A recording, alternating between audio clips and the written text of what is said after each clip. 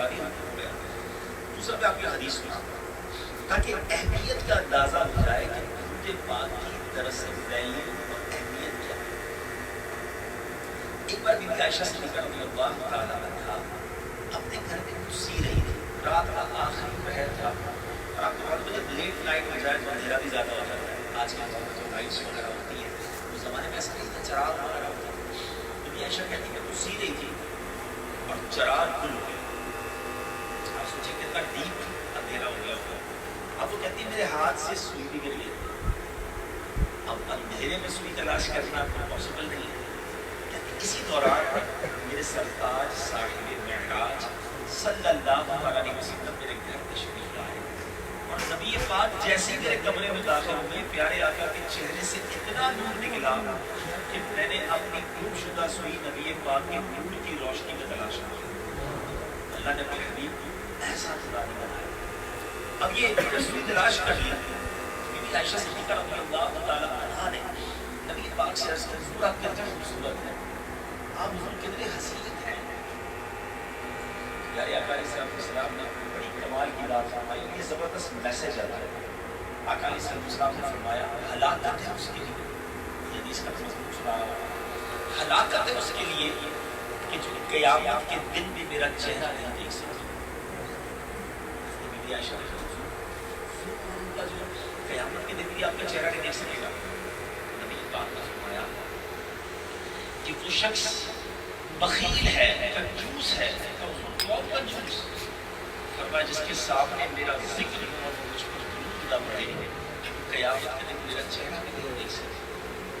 اب آپ سوچیں درود پاک یہ شفاعت کا راستہ ہے, درود پاک کی جنت کا راستہ ہے, درود پاک کی نبی پاک کی قرب کا راستہ ہے, اور درود نہ پڑھنا یہ پیارے آقا علیہ السلام سے دوری کا راستہ ہے. تو پلیز ایک تو ویسے ربیع الاول کا مہینہ اور اس کے علاوہ بھی بہت سارے ماشاءاللہ کاروباری لوگ بیٹھے ہیں اور اب کاروبار میں بعض اوقات کسی ڈیفیکلٹی میں آ جاتے ہیں, کاروبار ڈاؤن ہو جاتے ہیں, قرضے کا معاملہ آ جاتا ہے, واٹ ایور.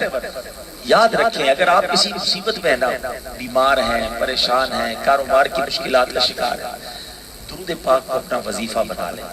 درود پاک وہ وظیفہ ہے, آپ اس کو کثرت سے پڑھنا شروع کریں, پریکٹس کر لیں. آپ بلیو کریں, آپ دیکھیں گے آپ کی مشکلیں حل ہونا شروع ہو گئی ہیں, آپ کی طبیعت فریش ہونا شروع ہو گئی ہے. کیوں؟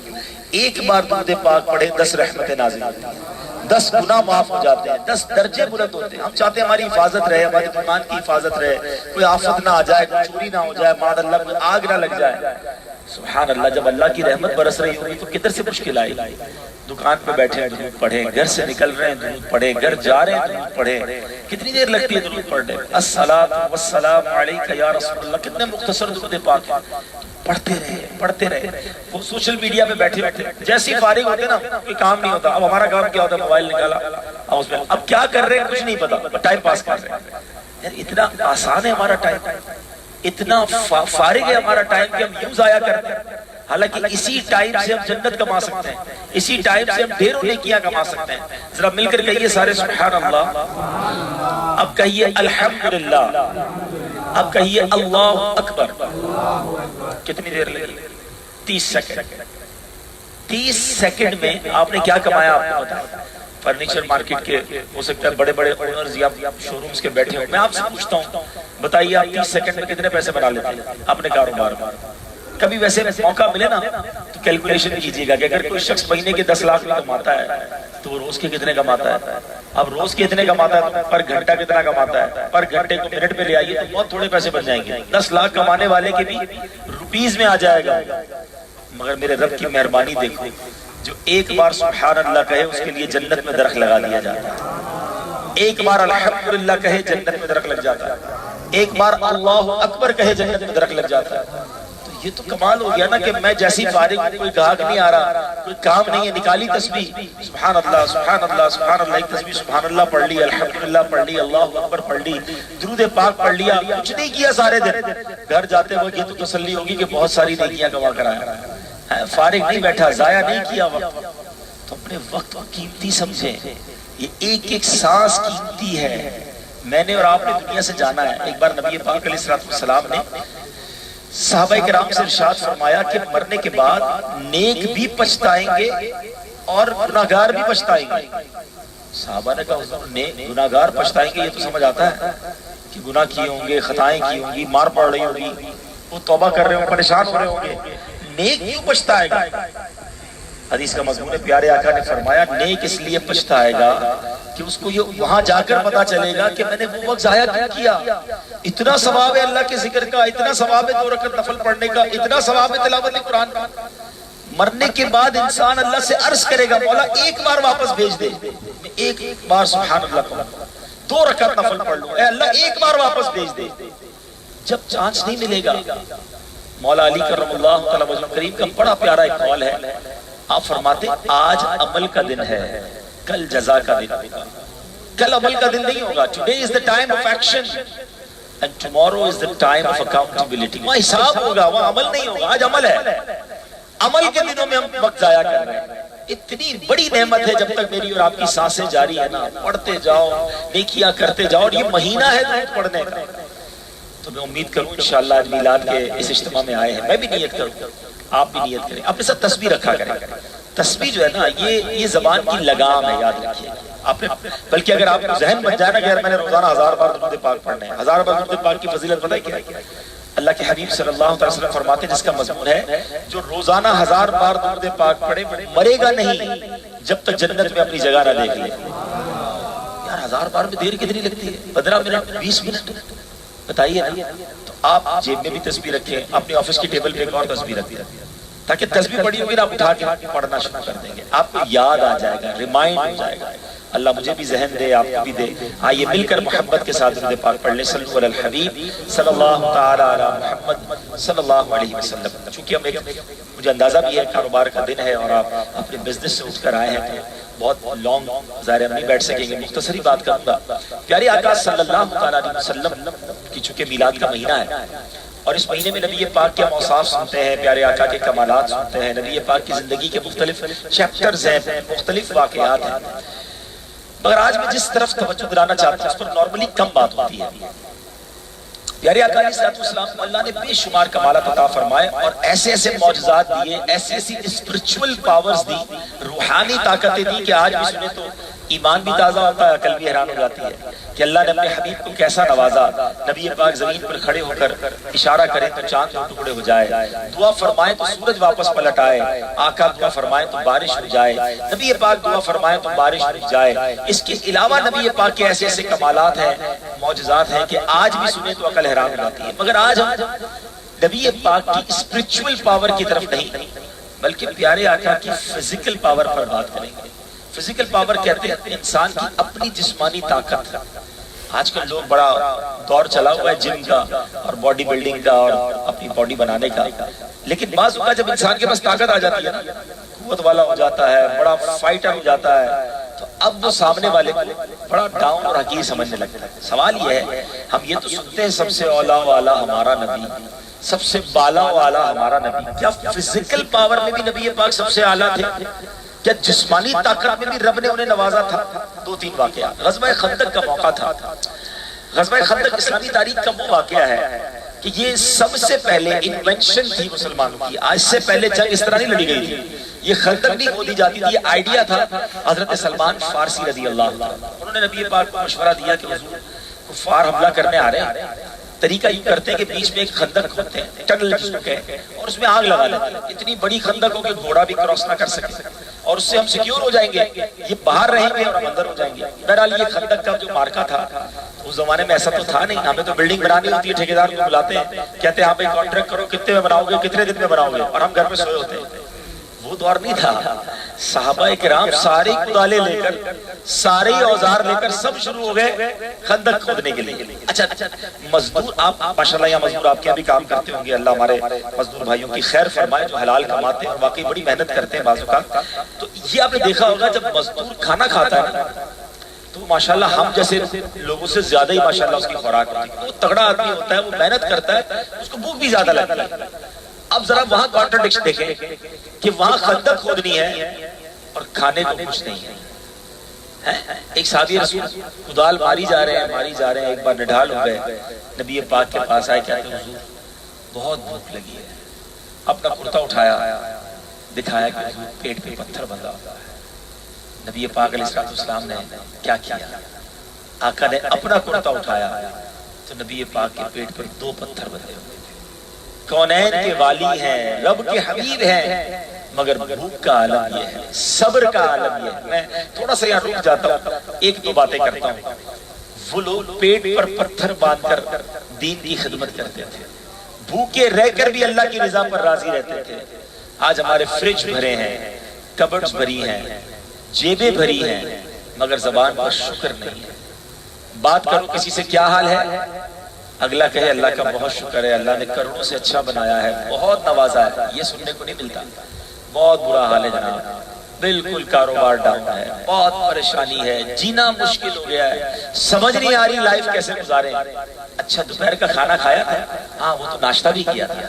اچھا کتنے دن سے بھوکے ہیں بھائی؟ نہیں بھوکا تو نہیں رہتا، بہت زبردست کھانے، جو فروٹ کھانا کھاتا، گھر میں جو بولتا ہوں پک جاتا ہے۔ سنڈے میں یا ویک میں 2 ویک میں ایک بار فیملی کے ساتھ آؤٹنگ بھی کرتا ہوں، پھر بھی تمہارا برا حال ہے، پھر بھی ناشکری ہے۔ سوچئے نا، رب نے مجھے اور آپ کو کروڑوں سے اچھا بنایا۔ ہم آپ جانتے ہیں ایسے کئی لوگ ہیں، ابھی آپ جائیں روڈ پہ لوگ پیسے بیچارے مانگ رہے ہوں گے، کھانا مانگ رہے ہوں گے۔ اللہ نے مجھے اور آپ کو دینے والا بنایا، مانگنے والا نہیں بنایا۔ میں اور آپ اپنے پیروں پہ چل کے آئے، لوگوں کے پیر ہی نہیں ہیں۔ آپ اور میں سکون سے گھر میں رہتے ہیں، لوگ جھونپڑیوں میں روڈوں پہ سوتے ہیں، پھر بھی ناشکری، پھر بھی شکوہ۔ سیکھو نبی پاک علیہ السلام کی سیرت سے۔ صحابہ کئی دن بھوکے رہتے تھے، گھر نہیں ہوتے تھے۔ اصحاب صفہ کے چبوترے پہ جا کر نوافل پڑھتے ہیں نا، وہ یاد کرو یہ چبوترا تھا کس کا؟ یہ 400 صحابہ تھے جن کے پاس گھر نہیں تھا، کپڑے نہیں ہوتے تھے پہننے کے لیے، ایک چادر پہن کے بیٹھے ہوتے تھے، جھک کر بیٹھتے تھے تاکہ ستر نہ کھل جائے۔ اور کئی دن بار کبھی نبی پاک کو ہدیہ، کھجور، کوئی تحفہ آتا، آقا بھجوا دیتے۔ کبھی ایک کھجور ایک صحابی کے حصے میں آتی تھی۔ ایک بار نبی پاک علیہ السلام کے پاس کچھ کھجوریں آئیں، نبی پاک نے سارے اصحاب صفہ کو 2 کھجوریں دینا شروع کی۔ حضرت ابو ہریرہ رضی اللہ تعالیٰ عنہ نے کھجوریں لی، ایک خود کھائی اور ایک جیب میں رکھ لی۔ نبی پاک نے پوچھا، اے ابو ہریرہ ایک کھائی اور ایک جیب میں کیوں رکھی؟ کہ حضور میری ماں بھی گھر پہ رکھی ہے، ایک اپنے لیے رکھی ہے، ایک اپنی ماں کو۔ نبی پاک فرمایا، اے ابو ہریرہ تم 2 کھا لو، تمہاری ماں کے لیے بھی 2 دے دیں گے۔ یہ صبر تھا۔ لیکن آپ مجھے ہسٹری آف اسلام میں بتا دیں کہ کوئی صحابی نبی پاک کے پاس آئے اور کہا کہ حضور ہم ایمان والے، ہم جان دینے والے، ہم آپ کے ساتھی، پھر بھی بھوکے، پھر بھی اللہ نے ہمیں کچھ نہیں دیا۔ شکوہ نہیں تھا، شکایت نہیں تھی۔ خدا را اگر آپ اللہ کی طرف سے برکتیں لینا چاہتے ہیں نا، زبان سے شکوہ نکال دیں، ہر حال میں اللہ کا شکر ادا کریں۔ مجھے واللہ ہی رب نے آپ کو اور مجھے کروڑوں سے اچھا بنایا ہے۔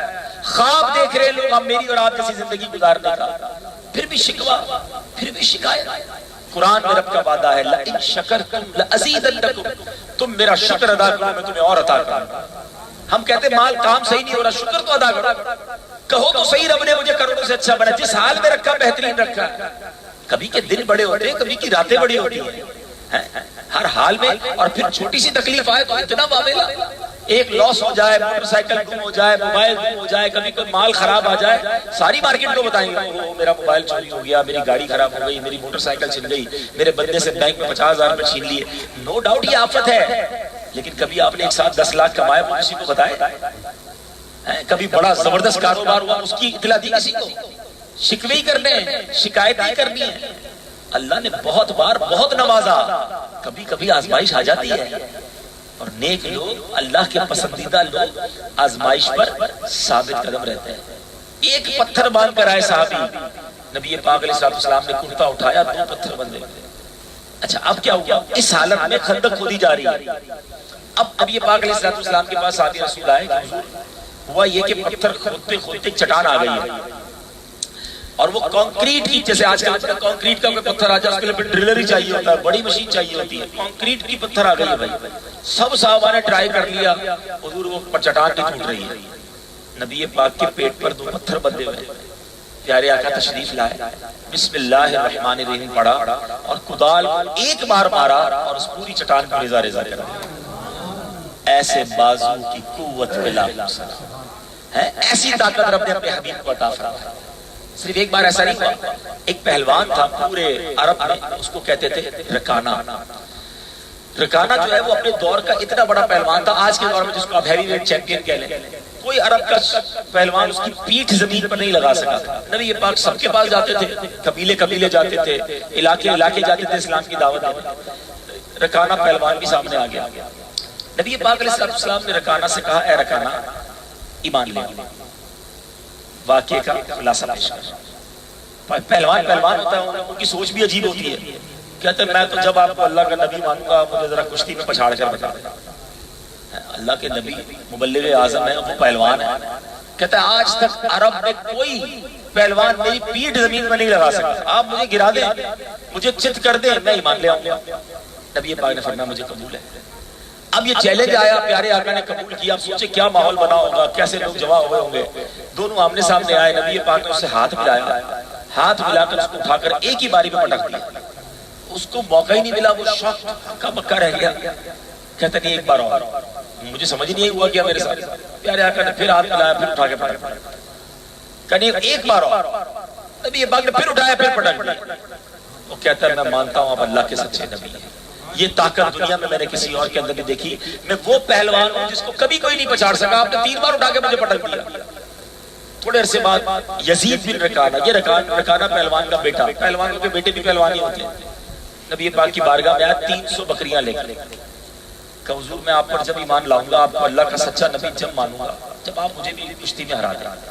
اس کے بارے میں مشہور یہ تھا, وہ کسی چمڑے پہ بیٹھ جائے, لوگ چمڑے کو کھینچے, چمڑا پارا ہو جاتا تھا, وہ اس کے نیچے سے چمڑا نہیں نکل پاتا تھا. پیارے آقا نے کہا مجھے منظور ہے, مگر یہ بتاؤ مجھے دو گے کیا؟ کہ حضور اگر آپ نے مجھے گرا دیا نا تو میں 100 بکریاں آپ کو دوں گا. نبی پاک نے کہا ٹھیک ہے. پھر وہ سامنے آیا, پیارے آقا نے اس کو بھی یہی کی, ہاتھ سے اٹھا کر واپس پٹک دیا.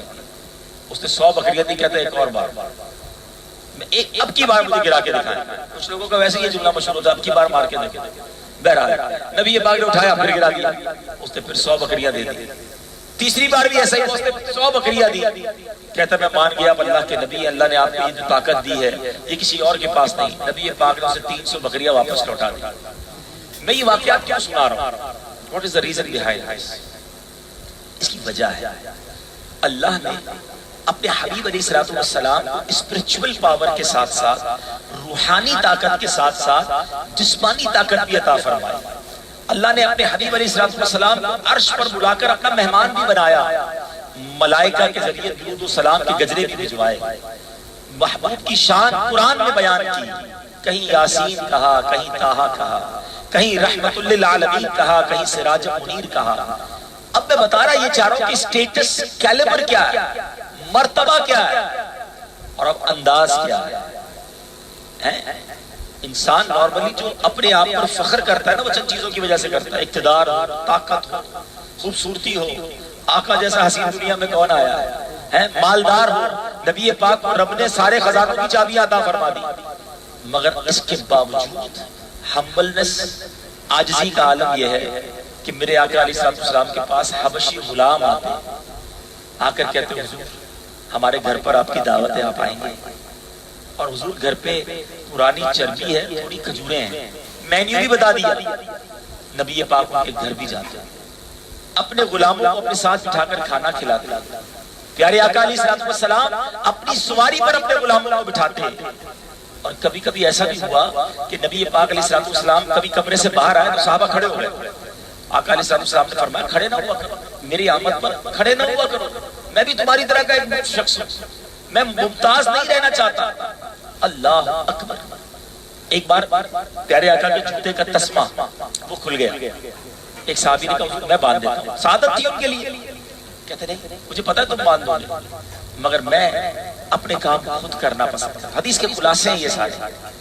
میرا درس کیا ہے آج کا, میسج کیا ہے آج کا, کہ یہ ہے نبی پاک جن کا میں اور آپ کلمہ پڑھتے ہیں, جن کا مقام یہ ہے کہ ہم ان کے قدموں سے لگنے والی دھول کے برابر بھی نہیں ہیں. تو امیر حرم, میں فقیر عجب. ذرا سوچے نا ہماری اوقات کیا ہے. میرا گھر خاک پر اور تیری راہ گزر سدرۃ المنتہا, تو کجا من کجا. حضور میری اور آپ, میں کہاں اور آپ کہاں, اوقات تو یہ ہماری. مگر وہ عاجزی کریں, وہ انکساری کریں. اور آج ہم میں سے کسی کو تھوڑے پیسے مل جائیں, تھوڑی طاقت مل جائے, تھوڑی خوبصورتی آ جائے, ہم اپنے آپ کو سمجھنے لگ جاتے ہیں. آج مسلمان کہنے کہلانے والا اتنا تکبر کرتا ہے، اتنا پراؤڈ میں مبتلا ہو جاتا ہے کہ اس کو احساس نہیں یہ گناہ کتنا بڑا ہے۔ بچپن سے حدیث سن رہے ہیں کہ جس کے دل میں رائی کے دانے کے برابر تکبر ہوگا وہ جنت میں نہیں جائے گا۔ رائی کے دانہ کا مطلب سمجھتے ہیں؟ ڈاٹ اتنا سا ہوتا ہے، یعنی اتنا بھی تکبر ہوگا نا تو وہ جنت میں نہیں جائے گا۔ آج پورے پورے دل تکبر سے بھرے ہوئے ہیں، رائی کا دانہ تو دور کی بات ہے۔ حال یہ ہے کیوں ہوتا ہے، یہ کیوں کرتے تکبر؟ حالانکہ یہ تکبر ایک بار شیطان نے کیا تھا، یاد رہے شیطان خوبصورت بھی تھا، عبادت گزار بھی تھا، فرشتوں کا ٹیچر تھا، معلم الملکوت، مگر تکبر کیا تھا؟ جب حضرت آدم علیہ السلام کو فرشتوں کو حکم دیا گیا سجدہ کریں تو کہتا میں کیوں سجدہ کروں؟ انا خیر من خلقتنی من نار وخلقتہ من طین، اے اللہ میں اس سے بہتر ہوں، تو نے مجھے آگ سے پیدا کیا اس کو مٹی سے پیدا کیا۔ کیا جملہ کہا؟ انا خیر من، میں اس سے بہتر ہوں۔ ونس ان لائف ٹائم ساری عبادت گئی، ساری چہرے کا نور گیا، اللہ کی بارگاہ سے لعنت کی کر دیا گیا نا۔ ایک بار تکبر کا یہ انجام ہے اور جو روز تکبر کرتا ہوں۔ اچھا آپ ہو سکتا ہے یہ باتیں سن کر سب کہہ رہے ہوں، سوچ رہے ہوں یہ بات تو ٹھیک کر رہے ہیں، میں تو تکبر نہیں کرتا، میں تو ایسا کچھ نہیں کرتا۔ ٹھیک ہے نہیں کرتے تو بہت اچھی بات ہے، میں 2-4 ایگزامپلز دے دیتا ہوں تاکہ چیک کر لیں کہ ہم تکبر کرتے تو نہیں، یہ برائی دل میں آ تو نہیں گئی۔ سب سے پہلے تکبر کی ڈیفینیشن سمجھ لیں۔ What is the meaning of تکبر؟ تکبر کہتے ہیں کہ بندہ اپنے آپ کو دوسرے سے بہتر سمجھے، انا خیر من، میں بہتر ہوں، آئی ایم سپیریئر، یہ تکبر۔ ٹھیک ہے، اب یہ انداز سے بھی ہو سکتا ہے، یہ الفاظ سے بھی ہو سکتا ہے۔ ٹھیک ہو گیا؟ اچھا پہلے تو میں یہ کلیئر کر دوں کہ بعض اوقات جب تکبر کی بات آتی ہے نا، یا ملازمین بھی بیٹھے ہوں گے تو وہ کہتے ہیں پیسے والے تکبر کرتے ہیں، ایسا نہیں ہے۔ تکبر صرف مالدار نہیں کرتا، علماء نے 8 ریزن لکھے تکبر کے، ان میں سے پہلا ریزن پتہ ہے کیا لکھا ہے؟ علم۔ جب کسی کے پاس علم آ جائے نا تو دوسروں کو جاہل سمجھنے لگتا ہے، یہی تو تکبر ہے۔ دین کا علم بھی سیکھ لینا، دنیا کا علم میں بھی تکبر ہوتا ہے۔ کوئی engineer doctor P H D کر لے تو باقیوں کو کہتا ہے کہ آتے ہی کچھ نہیں، مجھے آتا ہے، یہ بھی تکبر ہو گیا۔ دنیا کا دین کا علم بھی سیکھ کر عالم بن جائے کوئی اور کہے میں عالم، یہ جاہل، ان کو تو آتے ہی کچھ نہیں، تھوڑے سے کوئی قرآن پڑھ لے، کوئی تفسیر پڑھ لے، کوئی دین کے مسائل سیکھ لے، دوسرے سے پوچھ رہا ہوتا ہے ہاں بھائی غسل کرنا آتا ہے، غسل کے فرض پتہ ہے، نماز کے ذرا فرائض سناؤ، یہ بھی نہیں آتا تم کو۔ اب کیا انداز کیا ہے کہ اس کو نہیں آتا مجھے آتا، یہ تکبر ہے۔ عبادت یہ بھی تکبر کرواتی ہے۔ وہ کیسے؟ کہ جب بندہ 5 وقت کا نمازی ہو، روزہ دار ہو، تہجد گزار ہو، اللہ کی مہربانی ہے، لیکن اب اس وجہ سے کسی کو کمتر سمجھ رہا ہے کہ میں نماز پڑھتا ہوں تو نماز نہیں پڑھتا، یہ تکبر ہے۔ اللہ اس کی کس ادا سے راضی ہو جائے، تم کون ہوتے طے کرنے والے کہ تم افضل ہو وہ افضل نہیں؟ ایک بار ایک بزرگ اپنے بیٹے کے ساتھ کسی سفر پر جا رہے تھے، رات کا ٹائم ہوا، سونے کا سب سو گئے، تہجد میں باپ اور بیٹا دونوں اٹھے، نماز تہجد ادا کی۔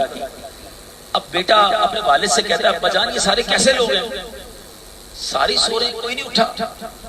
والد نے پتہ کمال کا جملہ کہا، ایک جملے میں پوری بات سمجھا دی، کہا بیٹا تو بھی سویا رہتا تو اچھا ہے، سمجھ آئی بات؟ اٹھ کر تہجد پڑھ کے دوسروں کو کمتر سمجھنے سے بہتر ہے تو بھی سویا رہتا تو اچھا تھا، یہ ضائع کر دیا تو نے۔ سوچو یہ شیطان اصل میں بیسیکلی شیطان کا کیا ذہن ہے، اس کا ٹارگٹ کیا ہے، تو تکبر کر کے اب جہنم میں جائے گا، وہ چاہتا ہے سب کو لے جاؤ، تو اب لوگوں کے دلوں میں کہیں نہ کہیں تکبر ڈال رہا ہوتا ہے۔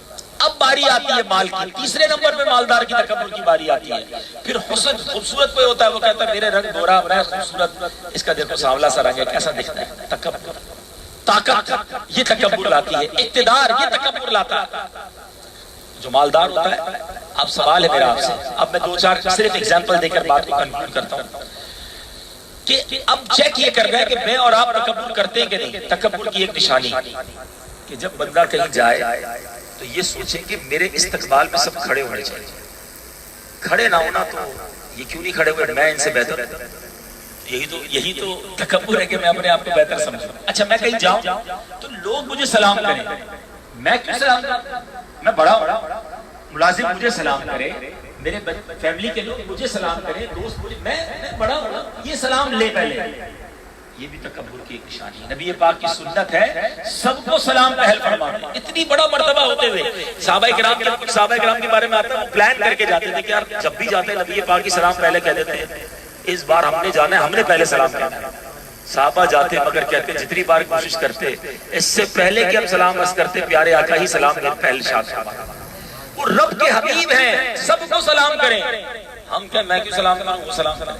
اچھا ایک اور تکبر کی نشانی، ہمارے برابر میں آ کر غریب بیٹھ جائے، ملازم بیٹھ جائے، ذرا سے میلے سے کپڑے ہو، پرانے گندے سے بال ہو، کیا فیلنگ ہوتی ہے؟ یہ کیوں بیٹھ گیا میرے پاس، اٹھو یہاں سے، چلو ادھر بیٹھو۔ یہ کیا ہے؟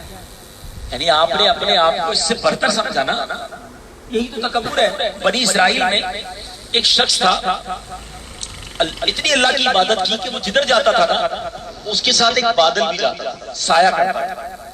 اسی علاقے میں ایک بڑا گناہگار شخص تھا، اس نے کہا یا اللہ بڑے گناہ ہیں، میرے پاس تو ہے ہی کچھ نہیں، اس نیک آدمی کے ساتھ جا کر بیٹھ جاتا ہوں، اس پر تیری رحمتیں برس رہی ہوں گی، مجھ پر بھی کچھ چھینٹے پڑ جائیں گے، میرا کام ہو جائے گا۔ یہ بیچارہ بڑی عاجزی بڑی انکساری کے ساتھ اس نیک آدمی کے برابر میں جا کے بیٹھ گیا۔ وہ بڑا نیک آدمی تھا، بڑا مرتبہ تھا، مگر شیطان نے اس کے دل میں تکبر ڈالا۔ وہ کہتا تم میرے ساتھ زمانے کا گناہگار میرے ساتھ بیٹھا ہے، چلو کھڑے ہو ادھر سے، نکلو یہاں سے۔ اس کو کھڑا کر دیا۔ اس کی نیت کیا تھی؟ عاجزی، توبہ، انکساری، اپنے آپ کو کم سمجھنے والی۔ ادھر نیت کیا تھی کہ میں بہت کچھ ہوں، یہ کدھر آ گیا؟ ہوا کیا پتا ہے؟ جب وہ گناہگار کھڑا ہو کے گیا تو وہ بادل کا ٹکڑا بھی اس کے ساتھ جانے لگ گیا۔ اس زمانے کے نبی پر وحی بھیجی رب نے، جا کر دونوں سے کہہ دو اپنا عمل دوبارہ سے شروع کریں۔ نیک بندے کے تکبر نے اس کے ساری نیکیاں برباد کر دی اور گناہگار کی عاجزی نے اس کے سارے گناہ معاف کرا دی۔ یہ ہے اللہ کا پسند، تکبر نہ کرنا۔ ایک اور ایگزامپل، ہمارا ملازم ہو، غریب رشتہ دار ہو، آ کر کہ صاحب ہمارے گھر پہ شادی ہے، بہن کی شادی ہے، آپ کو دعوت ہے، ہم کیا بولتے ہیں؟ یار ٹائم نہیں ہے، پتہ نہیں کتنا بیزی ہوں، میں نہیں آ سکتا، فوراً منع کرائیں گے۔ مارکیٹ کے صدر کی طرف سے دعوت آ جائے، اچھا دعوت نہ آئے پہلے تو یہ پریشانی، سب کو کاٹ گیا مجھے نہیں آیا۔ پہلے تو اس کی کوشش ہوتی ہے کسی طرح میرا بھی نام آیا، اس میں اتنی بڑی دعوت ہو رہی ہے، فلاں وزیر بھی آ رہا ہے، میں نہیں جاؤں گا تو طبیعت خراب ہو جائے گی، اور کارڈ آ جائے گا تو فوراً پہنچ جائیں گے۔ یہ کیوں فرق ہے؟ غریب کے یہاں جانے میں آپ کے پاس ٹائم نہیں ہے، کیونکہ اس کی حیثیت نہیں ہے نا۔ میں آپ کو زندگی کا اصول بتاتا ہوں، غریب ملازمین کے، غریب رشتہ داروں کے گھر پر جائیں، کچھ بیٹھے ان کے ساتھ کھائیں، کوئی تحفہ دیں، یقین کریں ساری زندگی یاد رکھے گا کہ صاحب میرے گھر آئے۔ اس امیر کے گھر نہ گئے تو کوئی پتہ بھی نہیں، اس کو پتہ بھی نہیں ہوگا، ویسی لائن لگی ہے وہاں پر لوگوں کی۔ دل جیتنا سیکھو، اپنی دکان کے ملازم، اپنے ڈرائیور، مسجدوں کے خادم، کبھی آپ کو ان کا دل جیتنا ہو نا، مسجد میں جو صفائی کر رہا ہوتا ہے لوگ آپس میں ملتے ہیں، اس سے نہیں ملتے، اس کو روکیں، اس سے ہاتھ ملائیں، اس سے سینے لگ جائیں، بتاؤ آپ کی طبیعت کیسی ہے؟ سب ٹھیک ہے؟ یقین کرو اس کی آنکھوں میں آپ آنسو دیکھیں گے، بہت دنوں بعد اسے کسی نے سینے سے لگایا ہوگا، کسی نے طبیعت پوچھی ہوگی۔ بہت پہلے میں نے ایک ویڈیو کلپ دیکھا تھا، عید کا دن تھا، عید کے دنوں میں ہمارے یہاں سیکیورٹی لگائی جاتی ہے مسجد میں، تو پولیس والوں کو لگایا ہوا تھا۔ ایک بندے نے پولیس والے کا انٹرویو لیا کہ آج عید کا دن ہے، آپ کے کیا خیالات؟ وہ کہتا ہے میری بچی بیمار ہے، اور چونکہ گورنمنٹ نے عید کی چھٹی ختم کی، ہماری ڈیوٹی لگائی تھی، میں بیمار بچی کو چھوڑ کر مسجد کے گیٹ پہ کھڑا ہوں، 1000 سے زیادہ نمازی اندر آئے، سب نے ایک دوسرے کو عید مبارک کہی، مجھے کسی نے سلام کر دی۔ وہ کہہ کر رو پڑا، یہ مسلمان نہیں ہے، ان کا حق نہیں ہے، ہم اپنے ہی لوگوں سے ملیں گے، اپنی تعلقات بنائیں گے، اپنی لیول کے لوگوں سے ہاتھ ملائیں گے۔ ملو غریبوں سے، تکبر اگر دل سے نکالنا ہے نا، جس کو نہیں جانتے اس سے ملے۔ کچھ لوگ آپ نے دیکھا ہوگا بیچارے معذور ہوتے، ٹیڑے میڑے منہ ہوتے ہیں، بات صحیح نہیں کر پا رہے ہوتے، ان سے ہاتھ ملانے کے لیے کوئی تیار نہیں ہوتا۔ میں آپ کو یقین کریں نسخہ دیتا ہوں، دل سے تکبر دور کرنا، جاؤ جا کے انہیں سینے لگا، وہ پریشان ہو جائے گا کہ مجھے کون سینے لگانے آ گیا، ارے یار یہی تو موقع ہے دل جیتنے کے۔ تو بہرحال باتیں بہت ساری ہیں، میں آج کے مختصر بیان میں یہ میسج دینا چاہتا ہوں کہ عاجزی اختیار کریں، لوگوں کے دل جیتے۔ کوئی حرج نہیں میرے ساتھ کوئی بیٹھ کر کھانا کھائے، ارے بلکہ اپنے ہاتھ سے کسی غریب کو لقمہ کھلا دو۔ اچھا میں ایک اور مشورہ بھی دیتا ہوں، ہمارے یہ بھی ہوتا ہے، ہمارا بھی آفس ہے، ہمارا بھی بزنس ہے، اس لیے میں بتا رہا ہوں کہ بعض اوقات کیا ہوتا ہے کہ ہم الگ کھا رہے ہوتے ہیں، ہمارے ملازمین بیچارے گھر سے لا کر الگ کھا رہے ہوتے ہیں، ٹھیک ہے اس میں کوئی حرج نہیں ہے، لیکن کبھی کبھی نہ انہی کے دسترخوان پہ جا کے بیٹھ جائے اور ان کے گھر کا کھانا کھائے، ان کو اچھا لگے گا۔ یہ دل. حضرت امام حسن رضی اللہ تعالیٰ کے بارے میں آتا ہے, ایک بار آپ کہیں جا رہے تھے, کچھ فقراء تھے, وہ دسترخوان بچھا کر کہتے ہیں اے امام حسن آئیے نا ہمارے ساتھ کھائیے. ہم جیسا آدمی کیا کہ میں تمہارے دسترخوان پہ. ایک مولا امام حسن نبی پاک کے نواسے جنتی نوجوانوں کے سردار اپنے دسترخوان پہ بیٹھ گئے, خوب باتیں کی. اسے کہا بیٹا میں کھا اس نہیں سکتا کہ ہم سید ہیں اور سید کو صدقے کا کھانا, کیونکہ وہ غریب تھے, ان کو کسی نے صدقے کا کھانا دیا, مگر اب